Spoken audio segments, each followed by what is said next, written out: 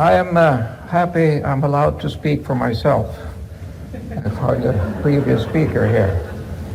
And I'm going to talk about a strange case of global warming. I am not really terribly interested in global warming. Like most physicists, I really don't think much about it. But in 2008, I was on a panel here about global warming, and I had to learn something about it. And I spent a day or so, or half a day maybe, on Google, and I was horrified by what I learned. And I'm going to try to explain to you why that was the case. So I also, being on that panel, became very famous, because if you search on my name and on global warming together, you get roughly 40,000 hits. That's much more than I get if I search on my name on superconductivity, you know. So you get sort of into the system. And according to me then, what I said at that time, and I still agree with, the global warming has become a new religion, because you can't discuss it. And that's not right. So it starts, as science comes in many forms. It's what I call real science, which I hope I do. Then what it is, we have pathological science, that people who fool themselves. And that happens quite often in science. You do something, you have a theory, you do something, and my God, the experiment shows it, you're very happy and you publish, and you fool yourself. You've got to be very careful when you publish. Then we have what we call fraudulent science, which is fortunately very rare. Some people cheat in science on purpose. And I had advice to you, if you want to cheat in science on purpose, cheat on something which is not important. Then you won't be found out. You won't be very famous either, but that's another case. And finally, I have junk science. Junk science often in the medical field. Will somebody have 5 people eating onion soup and 5 people eating tomato soup, and the 5 people eating onion soup don't get as much cancer as the 5 people eating tomato soup. And you can publish that, but it's not very good. And finally, we have pseudoscience. And pseudoscience is a very strange thing, because pseudoscience, you begin with a hypothesis, and then which is very appealing to you. And then you only look for things which confirm the hypothesis. You don't look for other things. And so the question then, what I'm going to ask, is global warming a pseudoscience? And you can be the judge. So here it starts with these 2 people. There's some pictures of before. If you ask who's a famous scientist in the United States, they say Al Gore. And so somebody says to me, you have no business dealing with global warming because you're not a climatologist, but neither is Al Gore, you know. So that's it. And Pochari, who's a railroad engineer. These 2 people got the Nobel Prize in Peace because of this figure here. And I am ashamed of the Norwegian government who did that. This is almost as bad a Peace Prize, and when Obama got the Peace Prize, rather he got elected. So the Peace Prize is a difficult thing to do right, I think. Now, what is this curve here? They're very famous because they made this curve famous. And this is the average temperature of the Earth starting from 1860 to roughly 2000.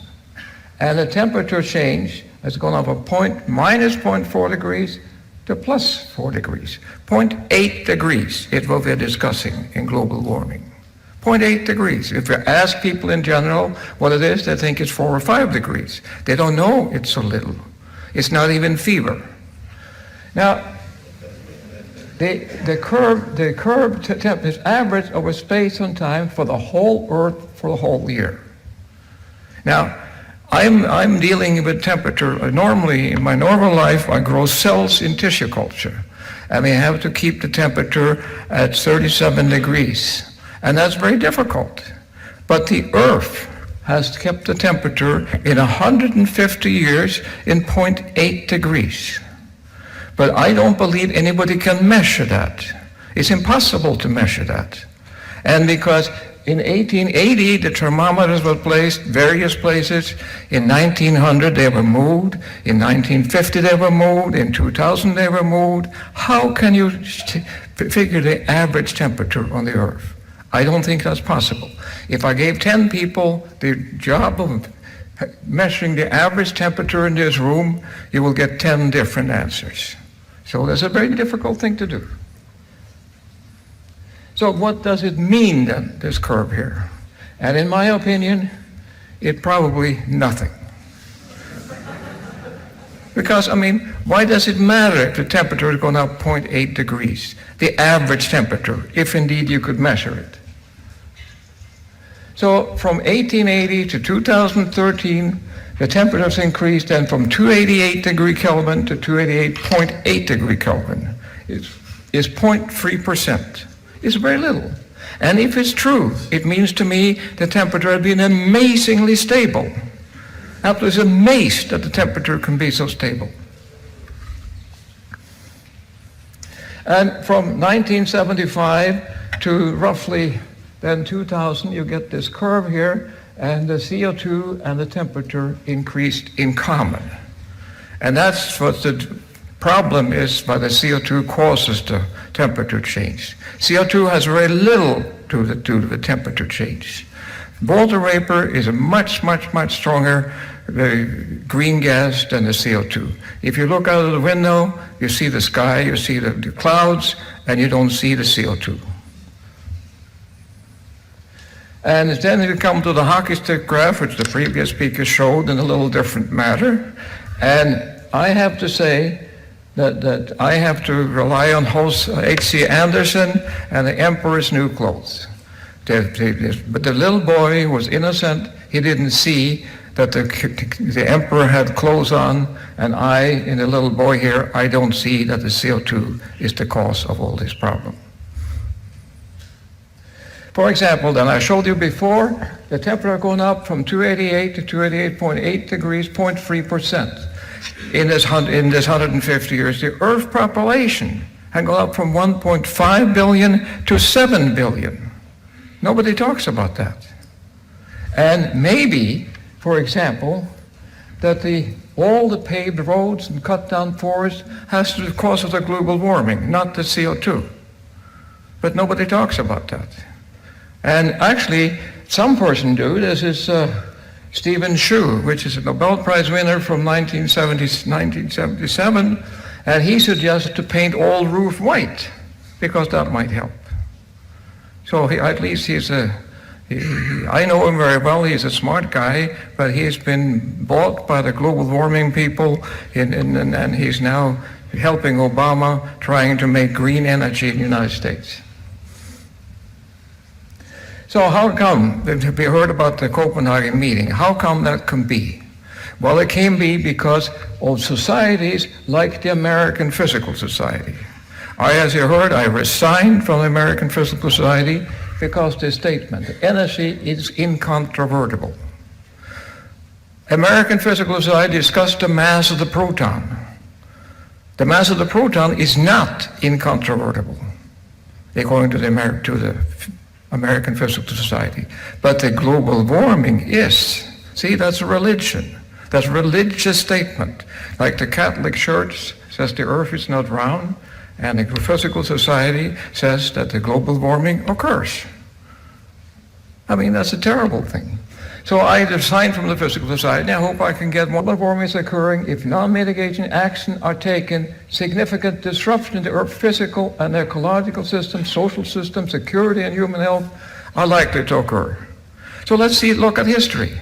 In the last 150 years, the Earth has got warmer according to these people, but the human health has got better. The social system is better. Everything is better. The Earth was much better than it was 150 years ago. So why is it suddenly changing? Why is it suddenly getting worse? It's a mystery to me. So then they had a meeting in Cancun, and what they did get there is typical of a paper. Oxfam report showed that 21,000 people suffered bedridden death during the first 9 months of 2010. Twice as many as the whole 2009. These are the tidbits you see in the paper trying to convince people that global warming is a terrible thing.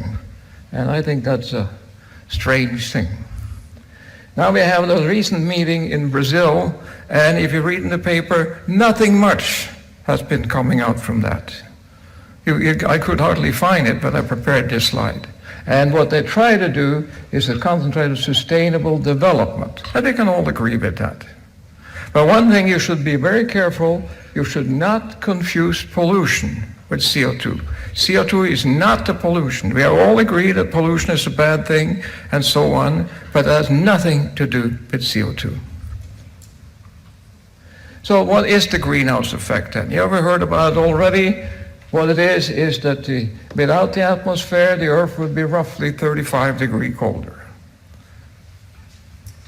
If the fact is that CO2 has increased from 280 to 350 parts per million in 100 years, temperature has increased 0.8 degrees C.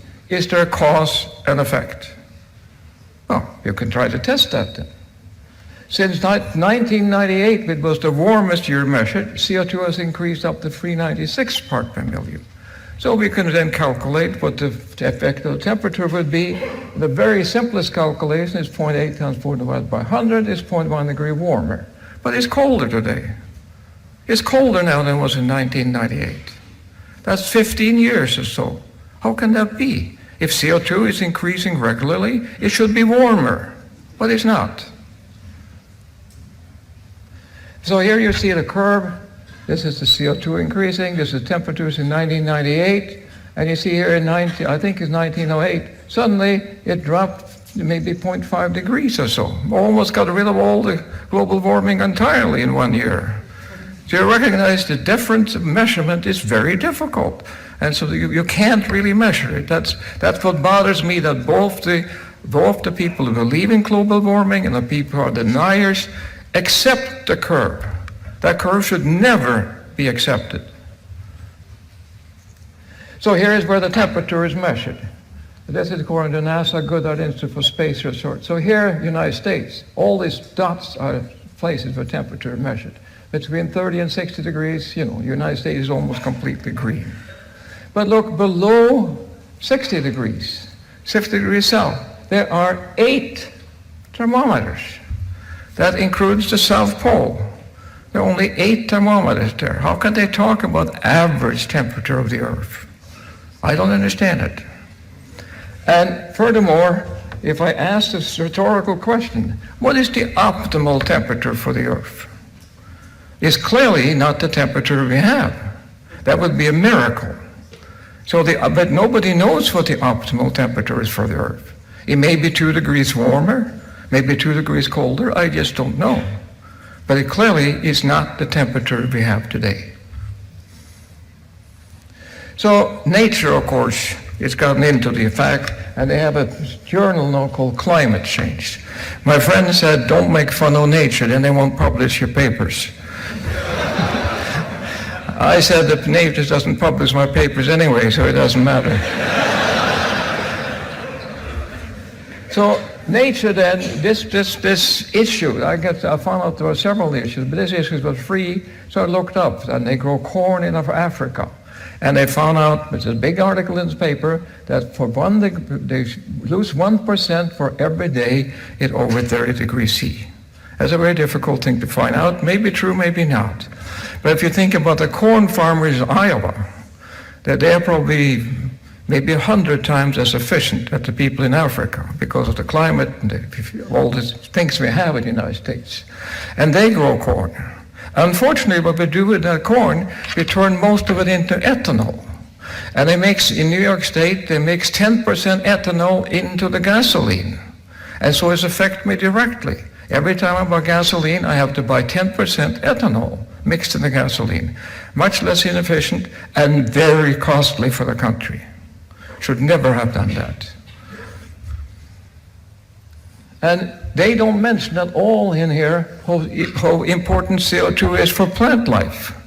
And so if you have more CO2, the plant grows better all over the earth. If you have a greenhouse and put carbon dioxide in it, the plant grows faster. Plants, CO2 of course is food for plants. And believe it or not, the great trees in Bad Sachen are starving. They don't look like that, but they really are, because when photosynthesis was developed, the carbon dioxide was much higher in the air than it is today. So the plant have a system which is geared for a much higher concentration of carbon dioxide. So here is other thing. So you see all these kind of things. I pick and choose when I give this talk, like my previous speakers picked and chose too.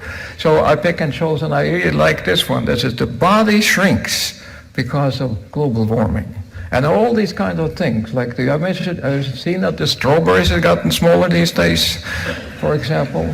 The red-billed gulls, California squirrel lynx, wood rats, large number of things get smaller because of global warming, because of the 0.8 degrees average. Now, unfortunately, this does not apply to people.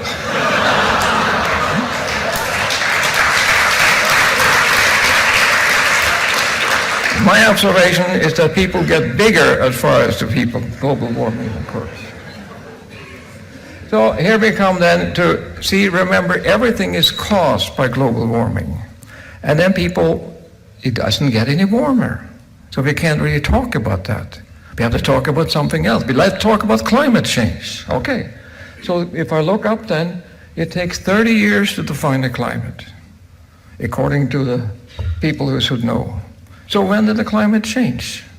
Yesterday? 5 days ago? 5 years ago? I don't know. But that's what people talk about climate change. And you may have noticed that when you talk about climate change, it's always to the worse. Nobody says, oh, I'm so glad the climate is changing and getting better. But nobody says that. When you say climate change, you mean it's getting worse.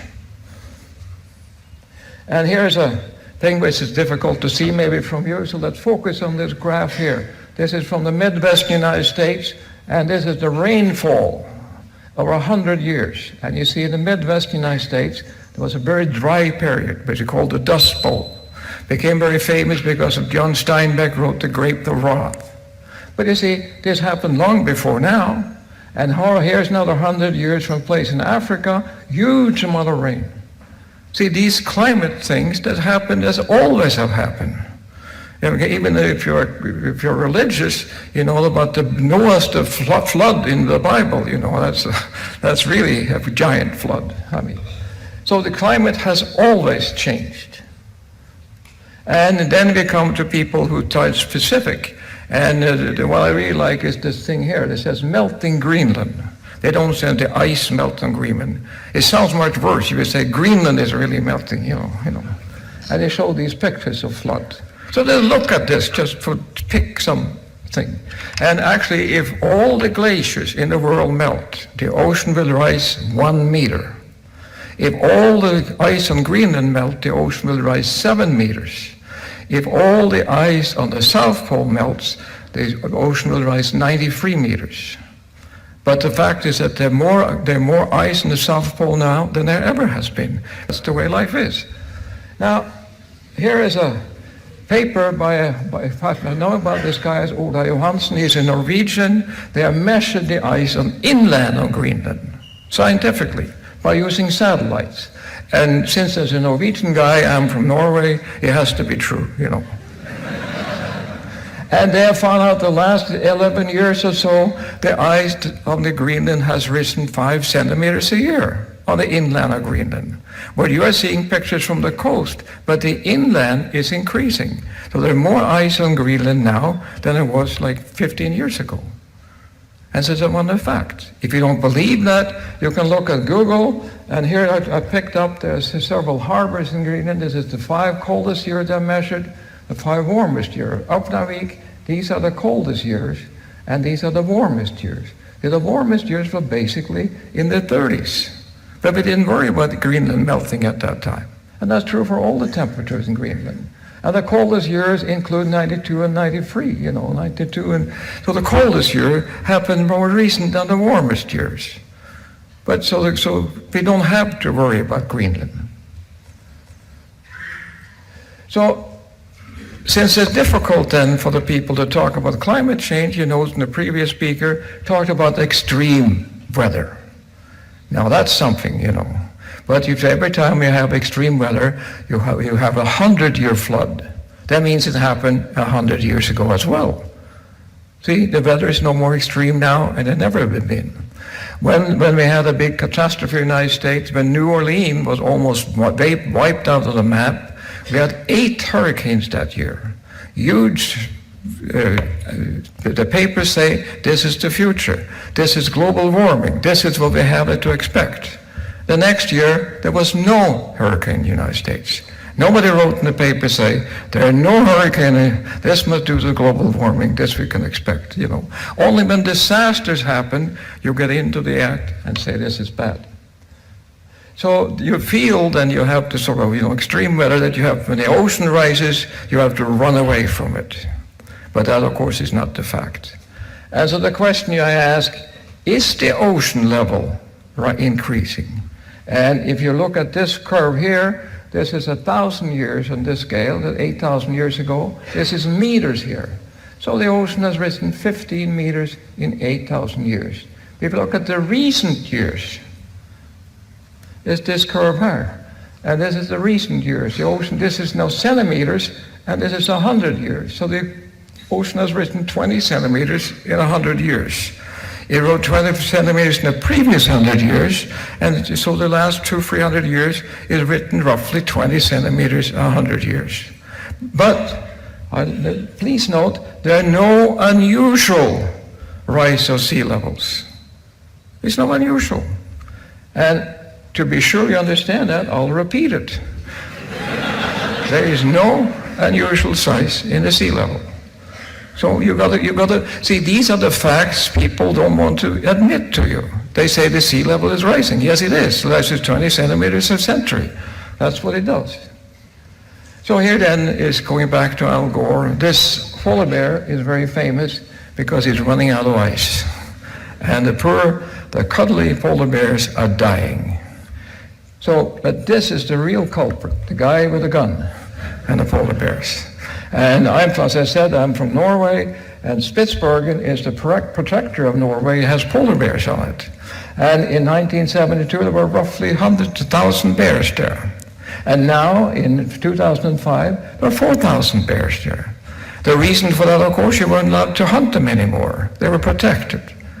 And what everybody in Norway knows, but you probably don't know, is there are more seals now than there have been for a long time. But seal is what polar bears eat. Because people have stopped buying seal-skinned coats. And the Canadian and the Norwegian who used to club little seal babies to make these beautiful coats don't do that anymore. So it's a huge amount of seal, which is what polar bears eat.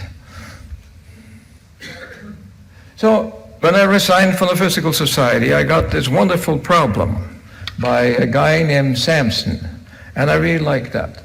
You consider a large room 20 feet square, 10 feet high. Actually, let's take this room. This is a very large room.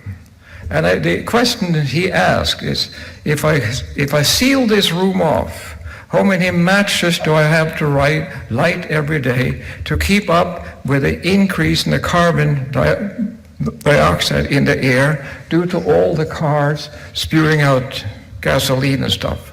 There are roughly maybe 800 million cars in the world. So how many matches do I have to light in this room to keep up with the carbon dioxide increase in the atmosphere every day? And this is a good problem for physicists. I was surprised when I saw the problem. But the facts are that for this room here, if you light, say, one match, you're probably equivalent to 3 years of car spewing carbon dioxide into the air. So one match in this room is equivalent to all the carbon dioxide these cars in the world put up in the room. If you take this room here, it happened to be 20 years. But this room is much bigger. That's an amazing thing. See, the atmosphere is much, much bigger than you think it is. And it's a relatively easy calculation, and I hope you try to do that tonight, and you will learn, something about that anyway. So, but you are sitting here listening to me, and you are polluting this room with carbon dioxide as well. So much are you doing that? Well, if you need roughly 2,000 calories a day. So let's take sugar as the food. And if you do that, you have to eat 3 moles of sugar a day, which is 2,000 calories. And the sugar will weigh 450 grams. But the carbon dioxide you breathe out weigh 800 grams, more than the sugar, of course, because you get the oxygen from the air. So every day you breathe out roughly 800 grams of carbon dioxide, which is equivalent to 400 kilos a year, speaking of 40 tons in a lifetime. That's what you breathe out. But of course, it's only roughly 4% of the total emission, because you drive cars and you heat your house and you drive. So the Chinese policy from this is what Chinese did, which I admire very much, because they did something about something. What they did, they had 1 child per family, and the result is that 375 million Chinese had not been born. Think that that's more in the population of the United States. If you are still worried about global warming, why don't you try to get the government to limit the child to 1 child per woman? Then you have really done something. The reason people don't do that, of course, is unpopular. The Chinese did it, and it was a very brave and a correct decision, I think. The other thing is that the green want this solution. When I see windmills in California, I shudder because I see my tax money go out the window. And of course, this is the right decision, atomic or nuclear plants. And I know about the earthquake and the tsunami in Japan. Never did, which causes Germany to ban nuclear power. That was a wrong decision of Germany, and I know they will reverse it. I can make any kind of bets on that. And I know here now in the tsunami in Japan, actually it was a dumb thing from the Japanese to begin with to build a nuclear power in an prone earthquake area. But it was one of the biggest earthquakes ever have been seen on this earth. And what happened is that 100,000 people, roughly speaking, died in the catastrophe. And as far as I know, not a single person died from radiation. But we're so worried about radiation. That's wrong. Nuclear power is the most safe power if you per kilowatt hour produced. So here and then there are many ways to spend money. And I feel, do you feel good using solar cells? I mean, do you feel good using solar cells? Wasting your money, the manufacturing capability of the country and everything else using solar cells. So here then is a real problem from New York City in 1900. You may think I'm joking, but someone had written a book about this. The real problem in New York City was, how can we get enough horses? It's not a joke. It was a real problem. And there was dead horses laying in the streets of New York at that time. And the other problem, of course, how can I get rid of the horse manure? And so now we laugh at that problem. But I say 50 years from now, people look at us and say, how could these people be so stupid not using nuclear power? How could they possibly be? So it's a question I asked then, are we afraid of change? And this is an American character who is not afraid. We worry. And here is a picture of the earth in some millions of years. The earth is changing. Things are changing, for heaven's sake. We can't keep still the same. This is the American foreign policy. They try to keep things the same because we have it well in America. So their policy is to keep things unchanged. But even the foreign policy of the United States can't manage to do that. And we certainly can't manage to keep the earth just indifferent. So I think we have to learn to live with change. That's one thing. And here's a picture of myself, my wife and me. We got married roughly 60 years ago. This is how we looked. This is how we look today. You see? We've changed. And notice Unfortunately, we have changed. And notice also that the new picture is a color picture. There was no color when I got married. So, as far as I'm concerned, we have left the world in a better shape than we arrived, and this will continue. And so here is some Antarctic ice core, which I have been showed. We see roughly every 100,000 years we get an ice age. Does it happen now? You see that it happened, an ice age? People lived. This is 800,000 or 400,000 years ago. People lived on the earth through these changes. But they come and they look like we are ready for another ice age. And then people say, oh, please, burn some coal. Keep warming up the earth. And the other interesting thing about this is that the blue line is the temperature, and the temperature increases before the carbon dioxide. And a lot of peddling and writing and things to try to get that changed around. But the facts are that these are the experiments. So finally, then we get to the end. And this is from The Economist. Don't despair, grounds for hope on global warming. And